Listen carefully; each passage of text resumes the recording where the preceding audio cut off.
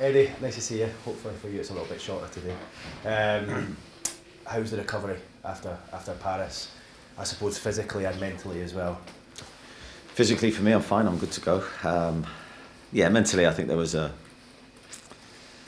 course, a bit of reflection afterwards and a lot of disappointment, I think, in the dressing room, and collectively we felt we were, minutes away from a historic result for us in our season, and obviously what happened. So, but I think then when a new day comes and you look at it slightly differently, and you have to move forward and look forward to the next game. I get a feeling the players that you've got in that team, in that squad, are quite good at putting things to bed and moving on quickly. Is that what you kind of target in players when you try to bring them to the club, those sorts of characters? Yeah, I think that character is important. I think this season especially, we have to results, whether they're positive or negative, they can't linger with us. We can't take them with us even for a couple of days, because then that influences what happens in the future, and the future is always the most important thing. So when something like that happens, I think you understand there will be, you allow the players to be emotional, but I don't think we want to view ourselves as victims or, any kind of negative association like that. It's happened. Putting it to the back of our heads and using it as motivation for the future, they're all important aspects of what we need to think. I suppose this month, as much as any else, because of the schedule, are you kind of, as a group, almost trying to sort of batten down the hatches and trying to just get through the month with the schedule that you've got? That's one way of putting it. Yeah, I think whether it's battening down the hatches, I'm not sure, but yeah, I think we want to get through the month, but we want to do well. I still think we've got a really good team on the pitch. I've said that all through this injury position that we're in, that we still have a very good team. Yes, we have some youth in it, but we have a lot of experience in it as well, so we have a good mix. And I still think we're good enough to get positive results. Did I ask any new injuries from the other night, or are you okay? Yeah, I hope we're okay. Until the game kicks off, you don't quite know, but at this moment we don't look too bad. Okay, and with the lads who were out, is there any chance of any of them being back in the squad for Man United? Not presently, as I sit here talking to you now. Okay. Have you got any update for us at all on Sven Botman? I know we ask you about him every week, but what his situation is? Is he back out training? Do you think he'll need the operation? Are you still in that grey area? Yeah, he's not training with us at the moment. He's building up very slowly. He's building his load to make sure we don't hit the knee with too much. He's had a knee injury, obviously. At the moment, it's reacting really well to the work that he's doing. We hope that continues, and he's such a big player for us. We'd love to get him back. How close is Harvey Barnes to return? No, we've not seen him train with us yet. Okay. And then the other two that are obviously fairly new injuries of the number you've got, Joe Willock and Sean Longstaff. I know we asked you about Joe Willock in Paris during the week. Is it the same situation there? And have you got any news on when Sean Longstaff's likely to be back? Yeah, we hope both Sean and Joe aren't long-term injuries. We're hopeful we can get them back. The problem is even 2 weeks or 3 weeks at this stage seems like a lifetime, because of the amount of games we've got in those 2 or 3 weeks. At any other stage of the season, that wouldn't be too bad. Very difficult to give you a definitive time on both players, but they're not too bad. Are you doing anything differently with the players in terms of trying to make sure that there's any other injuries avoided? Are you having to wrap them in cotton wool in terms of their load, their recovery, or do you go at it as you have been? There's no chance for us to go at it, and there hasn't been really any time this season. It's been game to game, a game every 3-4 days. So no, we're certainly not going at it in between games. We're recovering the players. We're then tactically giving them the information they need to play the next game. Really, that's been our way of working the majority of the season. Last one from me, a little bit off topic, but a suggestion this week from IFAB that they might introduce sin bins for the likes of dissent, tactical offences. Would you be in favour of that? I haven't given it too much thought, Keith, to be honest. I have read the odd thing on it. My initial reaction is probably similar to my initial reaction with VAR, is I'm not sure the game needs it. But if there was something that made the game better, then I'd be all for it. But my initial thought, just from hearing it, without knowing exactly how it works, I'd probably say no. I won't ask you about VAR. Leave that for now. Cheers, thanks. Andy, Morning, Lee. Happy birthday for the other day. How does a Premier League manager celebrate a birthday? If celebrate is even the right word after the other night. Well, yeah, of course, celebrate a birthday, but cup of tea, a little bit of cake, a very nice birthday cake, a couple of presents, and yeah, it was very low key, but it was obviously nice to spend that with my family. When I remembered which day it was, and yeah, it was good. I saw a quote from a Newcastle United fan the other day. They said that they had to switch their Christmas lights off after that penalty decision because even Christmas made them too miserable. Was that the most, I suppose miserable's too harsh a word, but was that the kind of saddest that you felt after a game for quite a while, from what you can remember? Yeah, my sadness was for everyone connected with Newcastle. So firstly for the players who'd given so much in the game that I felt we deserved to win. You wouldn't say we deserved to win from maybe a footballing perspective, but certainly from an effort and knowing the situation we're in, what the players had given, I thought was incredible, and I wanted them to feel that reward. And then for the people that travelled and all the people that were watching from a Newcastle support base, devastated for them because I think they deserved that moment as well. But as I say, very quickly you have to put it behind you, and you can't wallow in that because there's no positive thought to come from feeling sorry for yourself. So we're straight back up and straight back into action. It's like you say, you've got to take some positives from that as well. One being, I suppose, the name that everyone's talking about, that's Lewis Miley at the minute. I think he was the third youngest English player that starts in the Champions League, which is incredible.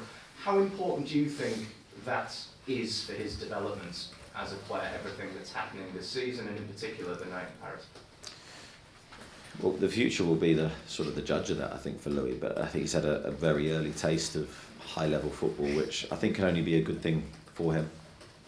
If he was a different kind of character, I might question that.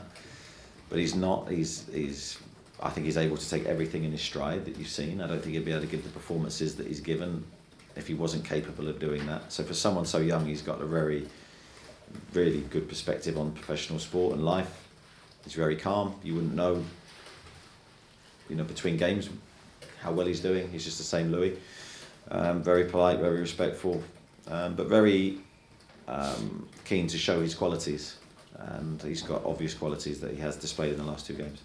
The minutes as well are obviously added up for the players. It's the same starting 11 against PSG as it was for Chelsea. How do you kind of manage that with the games coming thick and fast and the injuries without disrupting what is a very, very good team at the minute? Yeah, we're trying to, as best we can, make sure we don't pick up any new injuries. That would be the thing that would really hurt us in this moment. So we're trying to rest the players in between games. We're trying to get players back that are injured. I don't see any fatigue in the group mentally, because I think that sometimes it's the mental fatigue that's underestimated, because of the emotion that players give in the build-up to games, in the game. I think we're in a good place, and certainly good results help that. So at the moment everything's positive, but certainly we could do with some help from getting some players back. Just a couple of quick final ones on Manchester United. It kind of startled me a little bit to see that they've won 5 of the last 6 in the Premier League. How are you viewing them coming together this season? Well, I think you can never write off or underestimate the qualities of Manchester United. They are a very, very good team. They've got outstanding individuals within that team.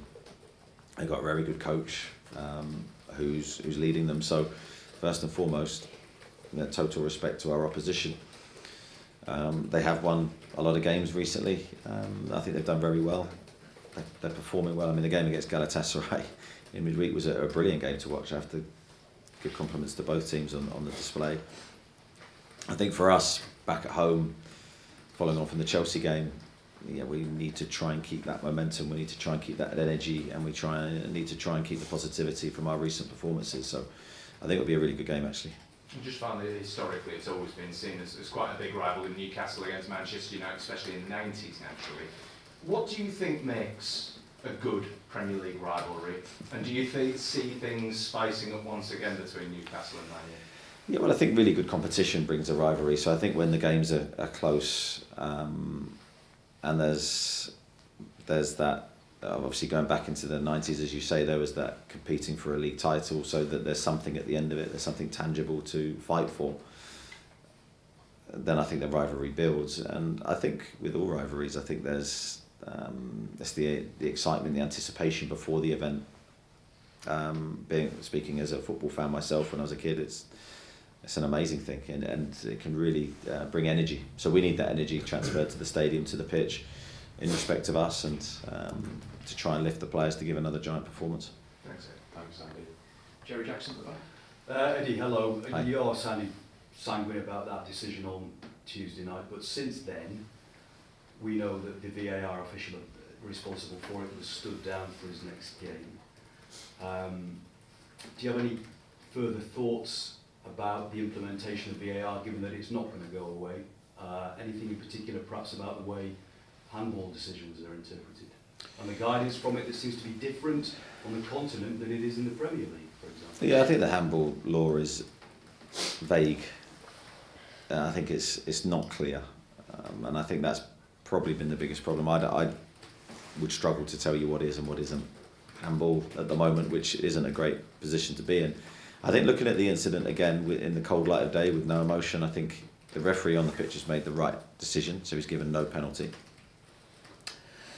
And then obviously he's been told by VAR that VAR thinks it is a penalty. And my only disappointment then is that the referee, well, how is he going to the monitor to review the incident? Is he going with his own opinion, and is he strong enough to go, no, my opinion was no penalty, and I still believe it isn't a penalty? Or is he just naturally have to give the penalty because VAR thinks it is? I think that, for me, with VAR is an issue. I think not enough power is given to the on-field decision, which in this case was correct. And I still believe, I'm sort of old-fashioned in this, that the on-pitch decision should be given a little bit more strength, because the referee's there, he's feeling the game, he's managing the game in the middle, and I think that is worth something. I haven't seen any further guidance from UEFA since Tuesday night. Are you hoping for some, expecting some, against all the odds? Of any description relating to VAR? Yeah, I think we have asked for clarity, but the moment's gone, the decision's gone for us. But I think obviously you're trying to help the game reach better decisions, because I think any football fan watching that, unless you're from a PSG perspective, would probably say that's not a penalty. And so I think you want the correct decision for the football match being given in most circumstances. You've got a brilliant home record at the moment. I think you've conceded one goal at home since the defeat to Liverpool, but Man U, as we've said, are on a very good run. What's the mood, what's the anticipation like for this game? Are you setting up any differently than you would have done if you hadn't had this very busy run of games and injuries, for example? Yeah, we're always setting up differently depending on our opposition. We do take lots of factors into account, whether that's the team that we're picking. So we'll always mould things. But as I always say, our principles don't change, and our principles won't change for this match. So I'm expecting another good performance from us, and a committed performance. We need to be all in for this game. We can't think of the fixtures ahead. We can only single in on this game and give our best to try and win it. Cheers, Eddie. Thank you. Chris Coleman. Hi Eddie, just following up on the VAR thing, clearly, supporters, football pundits, all sort of said there was this sense of injustice in the decision. Can you and the players use that as a motivating factor going into this game with Man United, that sense of injustice? I think that's what we have to try and do, but I don't know whether the motivation needs to be one of injustice, but if that helps certain players reach their full potential in this game, then I'm all for that. But I think for us it's another day, it's a different competition. I always want that sense that we are against everybody outside of Newcastle when we play. I think that helps us. I think it's a good mentality to have, that we are competing against everybody else. And it's certainly served us well to this point. So, as I say, if it helps any individual players, then great. I mean, my mentality won't change off the back of that one decision. It's about now just trying to do the best every day to try and get another positive result. I know we saw in the Amazon Prime documentary that you used the manager's comments last season as a way to motivate the team going into the game against Man United at home last season. Do you still use that as a motivational tool, or is that gone now and you've got to find another way to get the players up for the game? No, that's absolutely in the past. I think for us, we've played Manchester United since, so that moment's long gone. I think we're looking very much to the future and playing a different Manchester United team in a different game, in a pivotal moment in our season. So no, it'll be fresh. Everything will be new for this game. Just last question. Obviously, the players will have exerted themselves to their maximum during the week. Obviously, Man United had a game in Europe as well. Do you feel that fatigue for both sides could play a factor in determining the result? No, we're not looking at it that way. We'll encourage our players to hopefully feel at their best levels. We've had long enough to prepare for the game and to mentally, physically come down from that match and then be at our best for this game. So yes, both teams travelled. So I think we're in the same position as Manchester United, no different. Thanks, broadcasters. Damien? Sorry, just check. Did you say that you'd sought clarity from UEFA on? Not me personally, but I think as a club we have. But I think that's maybe a normal process in this situation. Sure. Sorry, was that on the individual decision or on the handball interpretation? On the penalty, yeah. Right. You were very controlled when you came into Saints the other night. But do you get angry? And if you do, what's your release? I definitely get angry, but I don't know who I'd be getting angry in that moment against. Of course, you've got the referee, but the referee actually didn't give the decision. It was VAR that gave the decision, so I'm going to get angry against someone that I can't see or meet. So it's pointless emotion, really. I prefer to try and always put my energy and emotions into things that I can control, which is always my players, really. So certainly wasn't angry towards them. I was very pleased with what we'd given in the game. But of course, a lot of things go through your head in those moments, and I was just more, as I said, the disappointment was more for everybody else. And just on the game, I mean, your recent record against Manchester United is pretty decent. Have you closed the gap, do you think? I don't know. I think results always dictate that, and we're trying to get closer to the top teams in the division. And Manchester United historically have always been one of those teams, fighting for titles, fighting at the top of the league. So we're trying to close that gap on those teams, and we'll continue to do that until, well, certainly as long as I'm here. Thanks, David. Craig? Early in the week, Nick Pope had another fantastic game. Manchester United have gone down the super keeper route, but is what happened to the two respective goalkeepers during the week a reminder that fundamentally you've got to have a goalkeeper who saves shots? I think they're both players that you're talking about, both top goalkeepers. Nick, I can only speak on behalf of Nick, never anyone else. I'd never do that. Some of the saves he made in Paris were some of the best I've seen live. Certainly there was one in the second half that I thought was a certain goal when their player struck it. I can't remember who it was. And he stuck out a hand, and I just thought it was an unbelievable save in a moment where we really needed him. And a sort of a part of our season where we need everybody to step up and give more. I think Nick has. The save he made against Chelsea the week before, I think, was underestimated in the first half. It was another outstanding save. So he's certainly contributing for us, and since he's come to the club, he's always been a huge player. A lot is said about Nick's kicking at times, but does he more than make up for that perceived weakness, if you like, with everything else about him? Character, shot stopping. His character's undeniably so good for us. He's very popular in the group. I've got to say, our whole goalkeeping department's been very strong this year. So Martin, when he came in the Carabao Cup against Manchester United, I thought performed really well. Loris is training really well. So I think they're complementing each other really well. Nick's kicking, I think, is vastly improved, and hopefully under the coach's guidance, under Swan and Adam, that will continue to be the case. And just lastly, you would watch that game during the week. You've seen or not, is that something you'd be encouraging your players to do, to shoot, if you like? Well, I'm always encouraging my players to shoot. The problems if I wasn't. But no, I think we'll against any opposition, you're always analysing the team as a whole. You're not really analysing individuals. You're analysing the team as a whole to go, right, how can we implement the best strategy to win the game? That won't change for Manchester United. Chris Waugh? More, Neddy, unfortunately one more on VAR. I mean, you mentioned before that you weren't necessarily in favour of it coming in before it came in, and then you mentioned that the on-field decision should be given greater priority. If there was to be a positive change you think could be made to VAR going forward, what would it be? I think the one that I mentioned earlier, where if the referee makes a decision and he's taken to VAR to look at the screen, I'd love the referee to look at it more from his perspective, rather than being told what to give. What's the point of going over to the screen if you know the result before it? As soon as he goes over now, I think with most 99% of referees go with the VAR decision rather than with his own opinion. So he's looking at the screen. I'm thinking, please be strong enough to stick to your original, or please be strong enough to go with your opinion, not that of someone who's not at the game, because you're both seeing the same images. So unfortunately that didn't happen for us. But I think that's a positive change for VAR. Let the referee make a more independent decision based on the screen and the image that he's seeing. Do you think at the moment the onus is too much on, if he goes to the screen, the expectation is he has to change his decision rather than view? Yeah, I think only there's been minimal changes when being sent to the screen that the referee's actually backed his original call. I'd like to see that more.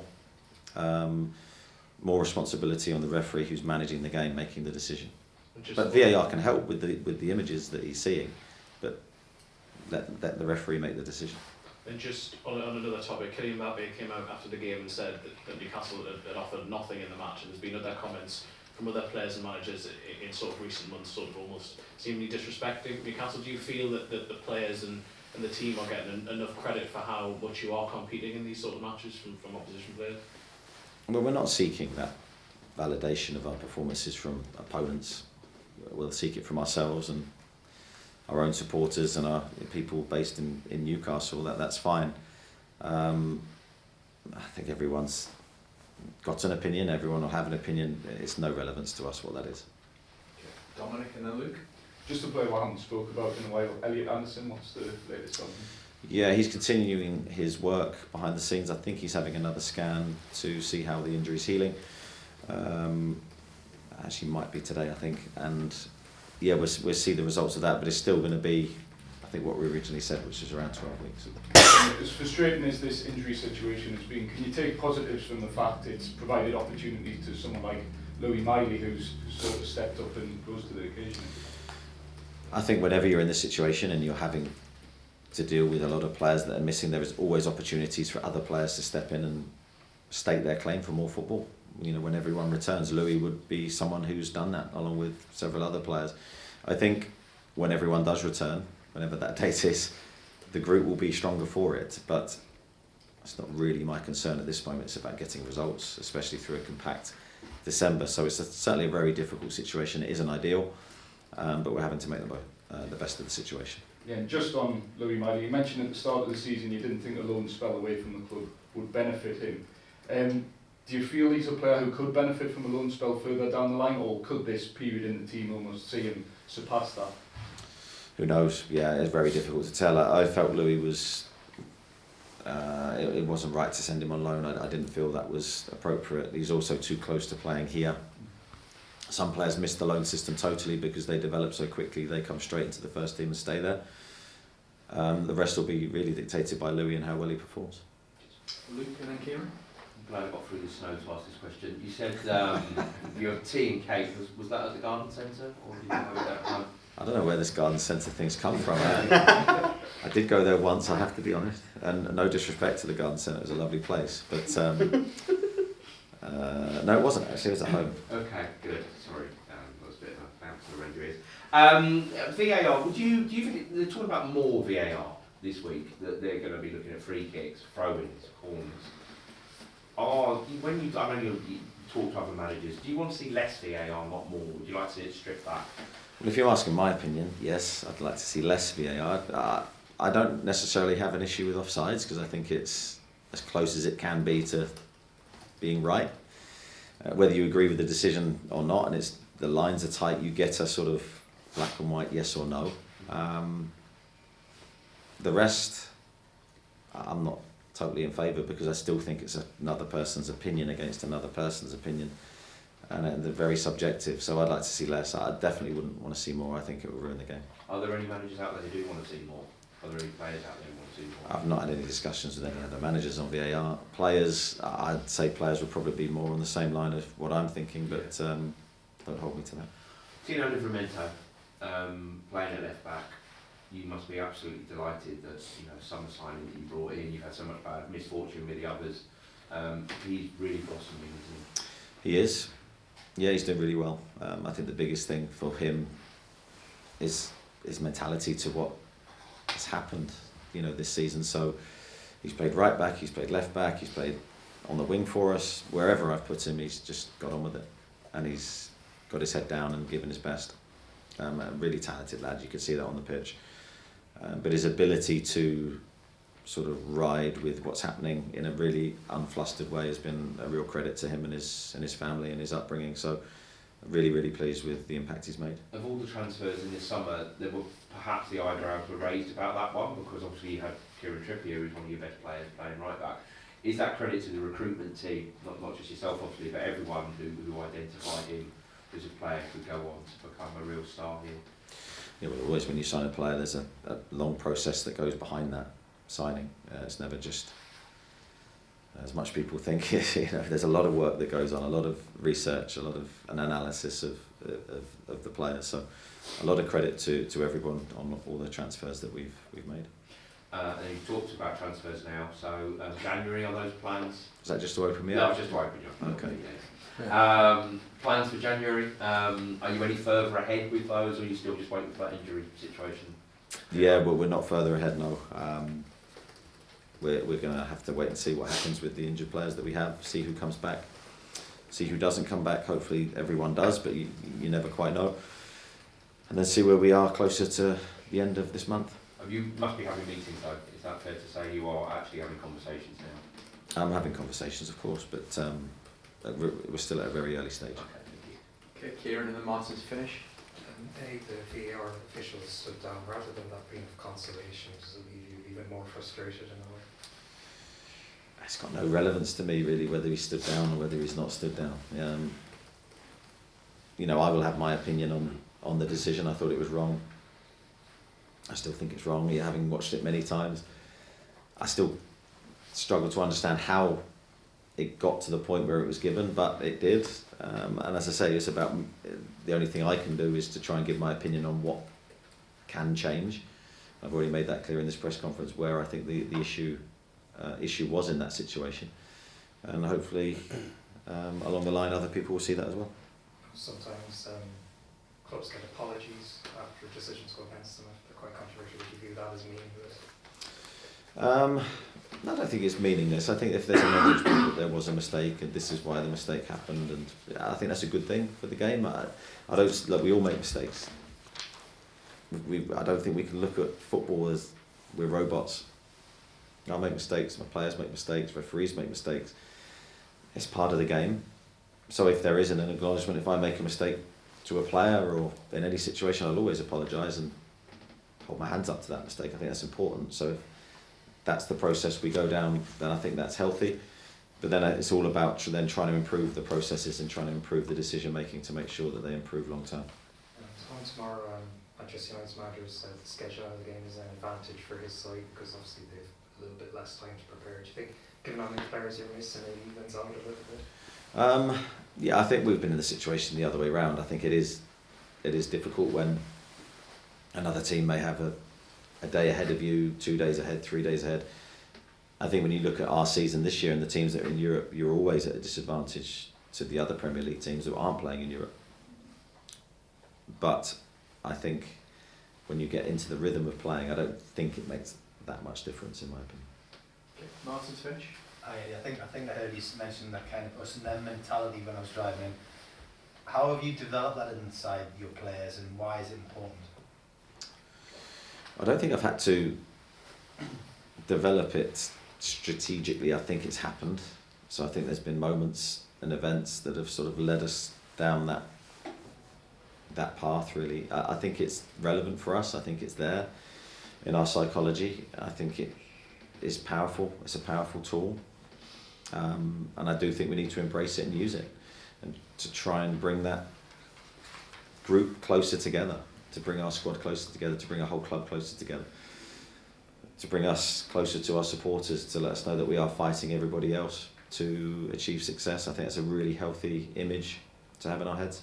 So when we see the dressing room before the Man United game, or we see the reaction from Liverpool and maybe Arsenal last season and this season, is that part of what you want, and is that part of the development of catching, I guess from your perspective, hopefully overtake these teams? Well, I think you're trying to develop a unity and a spirit that is more powerful than anything. And you need lots of resources and lots of different tools to do that. You're bringing in lots of things. And as I said, I don't think we've had to fabricate it. I don't think we've had to twist things. The events have happened, things have happened, and we're here fighting against every other Premier League team to try and be successful. And I think that is hard enough on its own. So we're using everything we can to make it more powerful. Does it please you then when you see them rattled? Who rattled? If you see Eric Ten Hag talking about you, or talking about you, and you see the club's upset, maybe it's Arteta after the game here. It's not about the other clubs. Yeah. Really, it's not about any individuals. It's not about other clubs. As I said, we always respect our opponents. We do our work against our opponents, and we respect everybody. But when we enter the pitch, we're determined to try and win, and we're determined to try and long term be successful. So it's not about them. It's always about us making sure we're robust enough to deal with what's ahead. And last one, keeping calm with VAR decisions and referees' decisions makes you quite unusual in the game. Why is it important that you act in that way? It's not an act. It's just, yeah, I understand, but it's not an act. It's just my personality. I can't change my personality. I can't change to be more angry. I think it was, but I am angry, but I might not necessarily show it. I try to keep my expressions and my emotions to me, unless I need to bring them out for a positive reason, which I will behind the scenes. But I've just always had the same mindset to these things. That's just my character. But you gave praise for that calmness and control where others haven't. Is that important in the game when you see officials facing quite a lot of abuse? Yeah, I've also had criticism for it the other way. So I remember someone telling me, unless you're more demonstrative on the bench, you're never managing the Premier League. That was very early in my management career, and I said, I'm not going to change who I am. I'm not going to become someone else, because that's what I need to do. I can only be myself. Otherwise, I'm going to turn into an act. So it's been used against me negatively. I'm sure other people have a different viewpoint, whether it's a strength or a weakness. It's not me trying to prove at any point. It's just I can only be myself.